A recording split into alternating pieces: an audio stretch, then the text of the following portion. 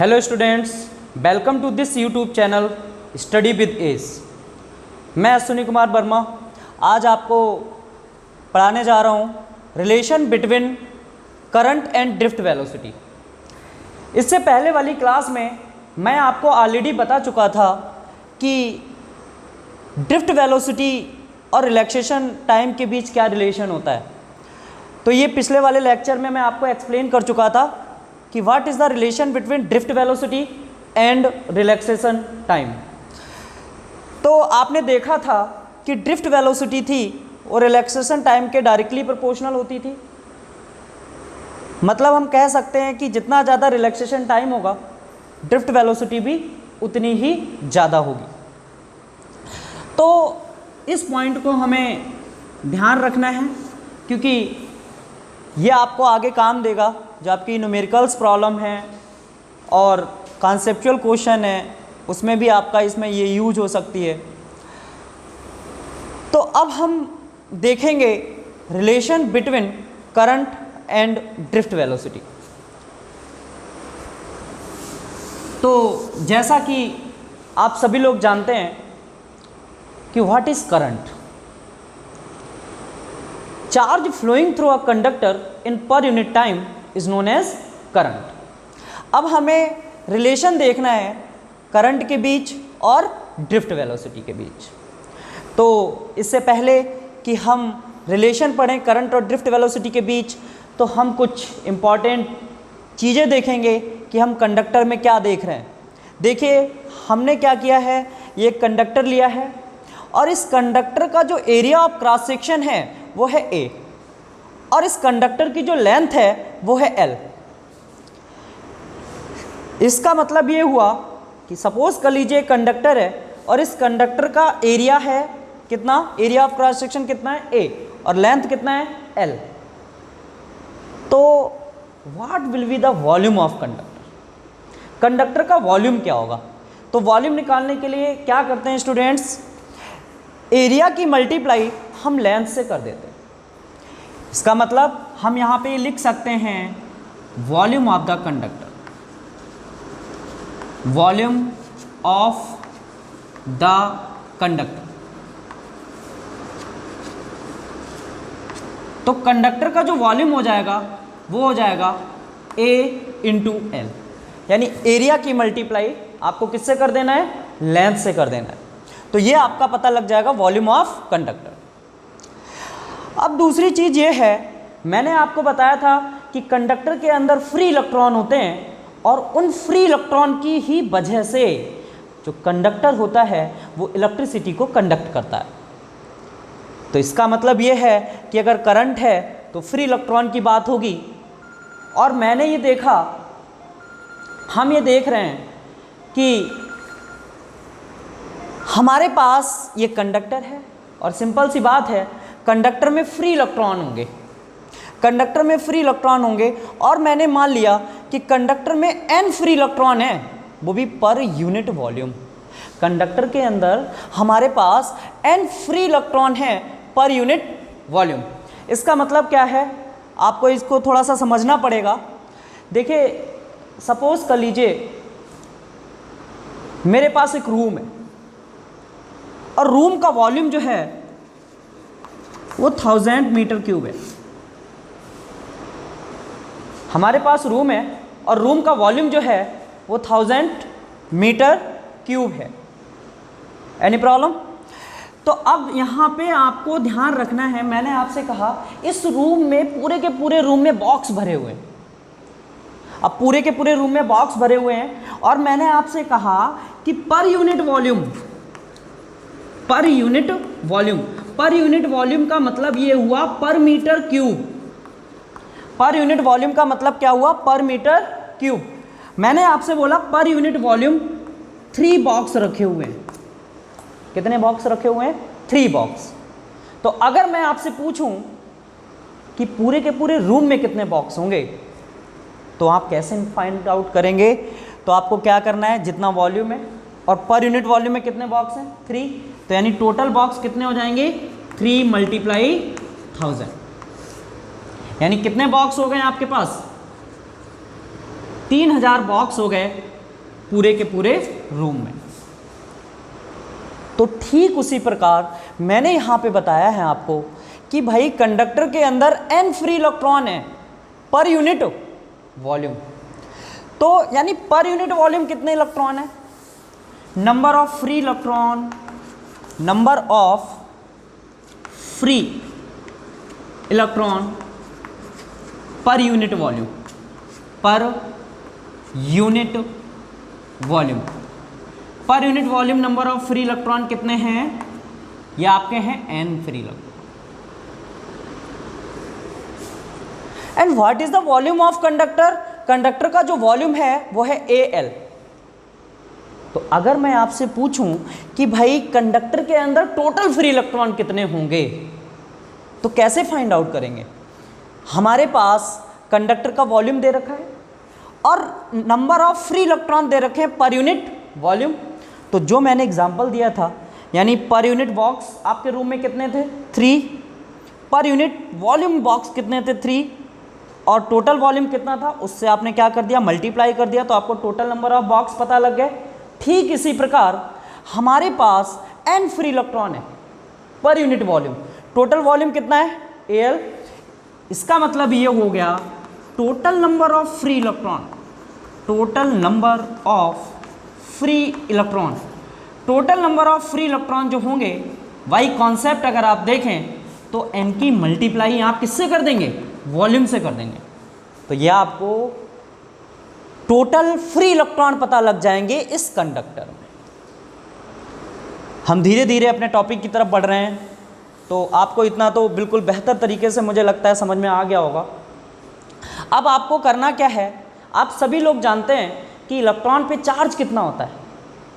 Minus का 1.6 into 10 की power -19 coulomb. उसको अगर डिनोट करें तो आप किससे डिनोट करेंगे? ई से। यानी charge on 1 electron, charge on 1 electron, एक इलेक्ट्रॉन पे जो चार्ज होता है वो होता है E, और E का जो वैल्यू होता है 1.6 इंटू 10 की पावर -19 कूलम। अब आपको करना क्या है? आपको कंडक्टर के अंदर टोटल फ्री इलेक्ट्रॉन पता लग गए और एक इलेक्ट्रॉन पे चार्ज पता लग गया कितना? E। तो हम उन फ्री इलेक्ट्रॉन के कारण टोटल चार्ज बता सकते हैं कितना होगा। इन फ्री इलेक्ट्रॉन के कारण हम बता सकते हैं कि कंडक्टर में फ्री इलेक्ट्रॉन्स के कारण कितना चार्ज होगा। तो टोटल चार्ज कितना हो जाएगा? टोटल चार्ज केवल किसके कारण? फ्री इलेक्ट्रॉन्स के कारण कितना हो जाएगा? भाई हमारे पास टोटल इलेक्ट्रॉन कितने हैं? NaL, और एक इलेक्ट्रॉन पे चार्ज कितना है? E।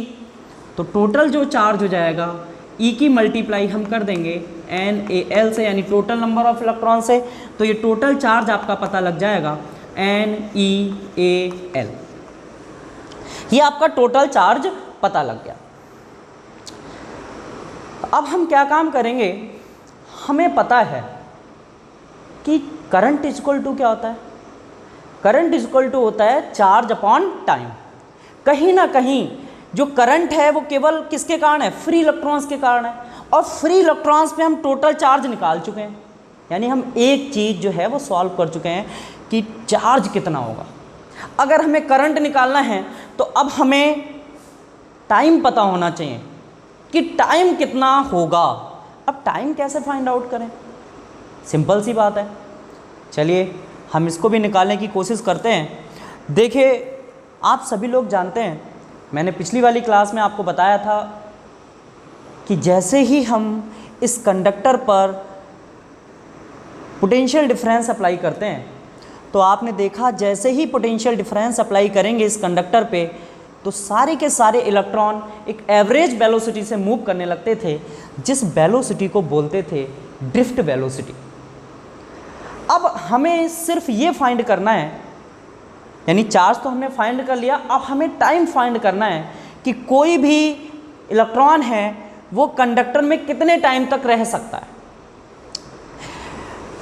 मींस कंडक्टर को कितने टाइम में ये क्या कर सकता है? पार कर सकता है। तो देखिए सपोज कर लीजिए हमारे पास एक इलेक्ट्रॉन इस एंड पे, इस वाले एंड पे है एक इलेक्ट्रॉन, और हमें पता है भाई बैटरी लगी हुई है तो ये इलेक्ट्रॉन किस वेलोसिटी से मूव कर रहा होगा? ड्रिफ्ट वेलोसिटी से। ये इलेक्ट्रॉन जो मूव कर रहा होगा वो ड्रिफ्ट वेलोसिटी से मूव कर रहा होगा। और जब ये इलेक्ट्रॉन ड्रिफ्ट वेलोसिटी से मूव कर रहा है तो आपको एक चीज़ ध्यान रखना है, अगर ये इलेक्ट्रॉन ड्रिफ्ट वेलोसिटी से मूव कर रहा है और ये इलेक्ट्रॉन अगर यहाँ से यहाँ तक आता है तो सिंपल सी बात है, आपके सामने है कंडक्टर की लेंथ कितनी है? L। तो इसका मतलब क्या हुआ भाई, कंडक्टर की लेंथ है L और कितनी वेलोसिटी से मूव कर रहा है इलेक्ट्रॉन? Vd। तो अब हमें निकालना है टाइम। और आप सभी लोगों को एक फार्मूला पता है। क्या फार्मूला पता है? कि स्पीड इज इक्वल टू होता है डिस्टेंस अपॉन टाइम। अगर इसमें से दो चीज़ें दी गई हो तो तीसरी चीज़ अपने आप निकल के आ जाएगी। तो अब थोड़ा ध्यान से देखिए, आपको यहाँ से यहाँ तक की लेंथ पता है, इसका मतलब डिस्टेंस पता है कि अगर इलेक्ट्रॉन यहाँ से यहाँ तक आएगा तो कितनी लेंथ चलेगा? L। और कितनी वेलोसिटी से? ड्रिफ्ट वेलोसिटी से। इसका मतलब हम टाइम निकाल सकते हैं। और टाइम का आपको पता है फार्मूला क्या होता है? टाइम इज इक्वल टू हमेशा होगा, अगर आप देखें तो आपको पता है कि टाइम इज इक्वल टू हमेशा होता है क्या? Distance upon speed. Distance upon speed. तो अब आप देखिए टाइम क्या है, यहाँ पे आपको ध्यान रखना है, किसी भी एक इलेक्ट्रॉन को कंडक्टर के इस एंड से इस एंड तक जाने में जो टाइम लगेगा वो हमेशा इक्वल टू होगा डिस्टेंस अपॉन स्पीड। और इस अगर आप देखें टाइम को अगर मैंने t मान लिया तो यहाँ से यहाँ तक आने में डिस्टेंस कितना चल रहा है? ये L। और कितनी वेलोसिटी से चल रहा है या कितनी स्पीड से चल रहा है? Bd, यानी ड्रिफ्ट वेलोसिटी से, यानी Bd।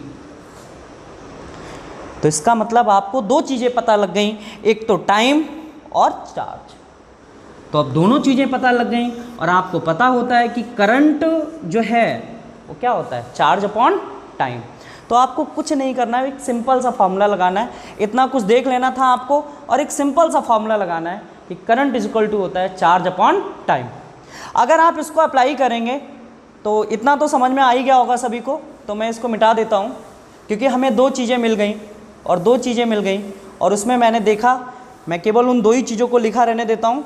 सबसे पहले आपका चार्ज कितना है फ्री इलेक्ट्रॉन्स के कारण, और कोई भी जो फ्री इलेक्ट्रॉन होगा कंडक्टर से एक एंड से दूसरे एंड तक आएगा तो उसको टाइम कितना लगेगा? L/Bd। अब आपको पता है, सिंपल सी बात है, 10th क्लास में ही आप पढ़ चुके हो कि करंट इज इक्वल टू होता है चार्ज अपॉन टाइम। तो करंट इज इक्वल टू हो जाएगा, चार्ज कितना है? NeAl। तो ये हो जाएगा NeAl अपॉन टाइम कितना है? L/Bd। तो क्या होगा? L से L कैंसिल हो जाएगा और I इज इक्वल टू आ जाएगा NeABd। और यही होता है बच्चों, हमें रिलेशन मिल गया, करंट है और ये क्या है? Drift velocity. और यही है relation between current and drift velocity. अब आपको ध्यान रखने वाली बात यह है कि आप देख रहे हो कि ड्रिफ्ट वेलोसिटी एक हिसाब से अगर करंट देखा जाए तो ड्रिफ्ट वेलोसिटी के डायरेक्टली प्रोपोर्शनल है। इसका मतलब ड्रिफ्ट वेलोसिटी जितनी ज़्यादा होगी करंट भी उस कंडक्टर में उतना ही ज़्यादा होगा। अब बात यहाँ पे एक टर्म और आती है n। यहाँ पे थोड़ा ध्यान रखना है, ये भी बहुत इंपॉर्टेंट टर्म है n। n आपको मैंने बताया था ये होते हैं नंबर ऑफ फ्री इलेक्ट्रॉन पर यूनिट वॉल्यूम। इसका मतलब ये हुआ कि करंट इसके भी डायरेक्टली प्रोपोर्शनल है। इसका मतलब ये हुआ कि जितने ज़्यादा नंबर ऑफ फ्री इलेक्ट्रॉन होंगे पर यूनिट वॉल्यूम करंट उतना ही ज़्यादा होगा। तो ये आपको ध्यान रखनी है। इसका मतलब करंट भी कंडक्टर के कहीं ना कहीं नेचर पे डिपेंड करेगा। और किस पे डिपेंड करेगा? ड्रिफ्ट वेलोसिटी पे। ये आपको ध्यान रखना है। तो यही रिलेशन होता है, relation between current and drift velocity. आप इसको याद रखेंगे। अब आपको एक चीज़ बताना है, एक टर्म आती है इलेक्ट्रॉन मोबिलिटी, उसके बारे में थोड़ा सा स्टडी कर लेते हैं। इलेक्ट्रॉन मोबिलिटी ये भी एक बहुत ही इंपॉर्टेंट टर्म है। What is electron mobility? Electron mobility, electron mobility को अगर आप देखें तो आप म्यू से डिनोट करते हैं। तो जो इलेक्ट्रॉन मोबिलिटी पहले तो हमें समझना पड़ेगा कि इलेक्ट्रॉन मोबिलिटी है क्या। तो जब भी हम किसी कंडक्टर पे इलेक्ट्रिक फील्ड अप्लाई करते हैं, जब भी हम किसी भी कंडक्टर पे क्या अप्लाई करते हैं, इलेक्ट्रिक फील्ड अप्लाई करते हैं, तो इलेक्ट्रॉन जितनी तेजी से कंडक्टर के अंदर एक तरफ स्पेसिफिक डायरेक्शन में पुल किए जाते हैं, उसके मेजरमेंट के लिए हम क्या डिफाइन करते हैं, इलेक्ट्रॉन मोबिलिटी। और एक सिंपल सी बात है, मैं आपको पहले ही बता देना चाहता हूं कि इलेक्ट्रॉन मोबिलिटी हमेशा इक्वल होती है BD का मतलब क्या हुआ, ड्रिफ्ट वेलोसिटी, और इस कंडक्टर के अंदर आपने कितना इलेक्ट्रिक फील्ड अप्लाई किया है। तो ये आपको ध्यान रखना है कि इलेक्ट्रॉन मोबिलिटी बराबर होती है BD/E, यानी drift velocity per unit electric field. यानी इलेक्ट्रॉन मोबिलिटी जो होती है वो drift velocity upon electric field. इसका मतलब इलेक्ट्रॉन मोबिलिटी कैसे डिफाइन करेंगे, drift velocity of electrons in per unit electric field, वही कहलाती है आपकी इलेक्ट्रॉन मोबिलिटी। अब BD यानी ड्रिफ्ट वेलोसिटी के बारे में आपको पता ही है, पिछला रिलेशन आपको पता है ड्रिफ्ट वेलोसिटी के बारे में। क्या बताया था मैंने, E/m into tau upon E। तो आप यहाँ से देखेंगे E यहाँ पे क्या हो जाएगी, कैंसिल हो जाएगी। तो आप देखेंगे इलेक्ट्रॉन मोबिलिटी इक्वल टू आ जाएगा E/τ/m, यानी इलेक्ट्रॉन मोबिलिटी रिलैक्सेशन टाइम पे डिपेंड करेगी। अच्छा, एक सोचने वाली बात है, रिलैक्सेशन टाइम हर जगह आ रहा है। अगर मैंने 3 डेरिवेशन आपको पढ़ाए हैं तो कहीं ना कहीं रिलैक्सेशन टाइम का जिक्र आ गया है। तो आप सोचिए, मैंने आपको बताया था रिलैक्सेशन टाइम क्या है, जितने टाइम तक इलेक्ट्रॉन फ्री होके वेलोसिटी मतलब मूव कर सके, वही क्या था आपका रिलैक्सेशन टाइम। अब समस्या ये है, रिलैक्सेशन टाइम जितना ज़्यादा होगा तो उतने ही ज़्यादा टाइम तक इलेक्ट्रॉन क्या करेगा, एसिलरेट करेगा। और जितने ज़्यादा टाइम तक इलेक्ट्रॉन एसिलरेट करेगा तो आप देखेंगे कि ड्रिफ्ट वेलोसिटी भी उतनी ही ज़्यादा होगी, और ड्रिफ्ट वेलोसिटी जब ज़्यादा होगी तो इलेक्ट्रॉन मोबिलिटी भी उतनी ही ज़्यादा होगी। तो ये भी ध्यान रखना है आपको, electron mobility, this is the relation between electron mobility and relaxation time. अब जो हम आपको बताने जा रहे हैं, एक और टर्म आती है करंट डेंसिटी, एक और टर्म आती है करंट डेंसिटी। देखिए, जब आप इलेक्ट्रोस्टैटिक्स पढ़ रहे थे तो आपने वहाँ पे एक कॉन्सेप्ट सीखा होगा, एरिया वेक्टर। और आपको ये भी पता है कि एरिया वैसे कैसी क्वांटिटी है, स्केलर क्वांटिटी है। लेकिन अगर मैं एरिया के साथ डायरेक्शन को एसोसिएट कर देता हूँ तो वही आपका कहलाता है एरिया वेक्टर। और एरिया वेक्टर की जो डायरेक्शन होती है वो हमेशा उसकी सरफेस के परपेंडिकुलर होती है। एरिया वेक्टर की जो डायरेक्शन होती है वो हमेशा उसकी सरफेस के परपेंडिकुलर होती है। इसका मतलब अगर ये सरफेस है, ये एरिया है जिसका एरिया कितना है A, तो इसकी डायरेक्शन हमेशा इसकी सरफेस के परपेंडिकुलर और बाहर की तरफ होगी। तो एरिया वेक्टर को ध्यान करिए, और यहाँ पे हम डिफाइन करने जा रहे हैं किसको, करंट डेंसिटी को, जिसको हम J से डिनोट करते हैं। करंट डेंसिटी जो है वो हमेशा, करंट डेंसिटी को हम किससे डिनोट करते हैं, J से डिनोट करते हैं। इससे पहले वाली क्लास में मैंने आपको ये भी बताया था कि करंट आपकी स्केलर क्वांटिटी होती है। अब स्केलर क्वांटिटी होती है तो देखिए, अब मैं आपको थोड़ा सा एक्सप्लेन करने जा रहा हूँ। देखिए, आपके पास एक कंडक्टर है, कंडक्टर का ये जो है ये एरिया ऑफ क्रॉस सेक्शन है, ये पूरा का पूरा जो है वो एरिया ऑफ क्रॉस सेक्शन है। अगर मैं इसकी डायरेक्शन को दिखाऊंगा तो इसकी डायरेक्शन हमेशा इसकी सरफेस के परपेंडिकुलर और किधर की तरफ होगी, बाहर की तरफ होगी। एरिया वेक्टर की जो डायरेक्शन होगी इसकी सरफेस के परपेंडिकुलर और किधर की तरफ होगी, बाहर की तरफ होगी। ये आपको ध्यान रखना है। अब मैं आपको ये भी बता देना चाहता हूँ कि एक टर्म आती है करंट डेंसिटी। तो ऐसा देखा गया कि जो करंट होता है यह हमेशा होता है dot product of current density and area vector. यानी आज तक आप पढ़ते आए थे करंट क्या होता है, charge upon time, charge flowing through a conductor in per unit time is known as current. अब आप देख रहे हैं कि करंट को एक और तरीके से डिफाइन कर सकते हैं कि करंट इज इक्वल टू होता है dot product of current density and area vector. Generally होता क्या है कि जिधर करंट डेंसिटी होती है उसी की डायरेक्शन में एरिया वेक्टर भी होता है। तो यहाँ पे ये वाला भाई डॉट प्रोडक्ट हटाएंगे तो ये हो जाएगा जे ए कॉस थीटा, और थीटा की वैल्यू जनरली यहाँ पे हम क्या मान लें 0, तो कॉस 0 की वैल्यू कितनी हो गई 1। तो आप देखेंगे आई इज इक्वल टू हो जाएगा जे इंटू ए, तो यानी current density is equal to आ जाएगा, current density is equal to आ जाएगा आई अपॉन ए। आज आपको ये चीज़ ध्यान रखनी है कि करंट डेंसिटी जो होता है वो हमेशा बराबर होता है करंट को डिवाइड कर दें किससे, एरिया से, यानी current in per unit area, current in per unit area, यही आपका कहलाता है करंट डेंसिटी। और आपको अभी बिल्कुल जस्ट मैंने आपको एक चीज़ बताई थी, और ये चीज़ क्या बताई थी कि J इज इक्वल टू होता है I अपॉन ए, और अभी बिल्कुल जस्ट मैंने आपको बताया था relation between current and drift velocity. तो आप यहाँ पे वो रिलेशन रख दीजिए, तो आप देखेंगे करंट और ड्रिफ्ट वेलोसिटी के बीच रिलेशन होता था NEAVD, और अपॉन इसको डिवाइड कर दीजिए ए से, मतलब ये तो है ही यहाँ पे, तो ए से ये कैंसिल हो जाएगा, तो current density is equal to हो जाएगा NEBD। This is the relation between current density and drift velocity. तो इस तरह से हमने 3-4 रिलेशन पढ़ लिए, और इन 3-4 रिलेशनों से ही आपके कॉन्सेप्चुअल क्वेश्चन बनेंगे कि ड्रिफ्ट वेलोसिटी या रिलैक्सेशन टाइम या टेम्परेचर को इंक्रीज़ कर दिया जाए या डिक्रीज़ कर दिया जाए, तब एक क्वांटिटी पर क्या फ़र्क पड़ेगा।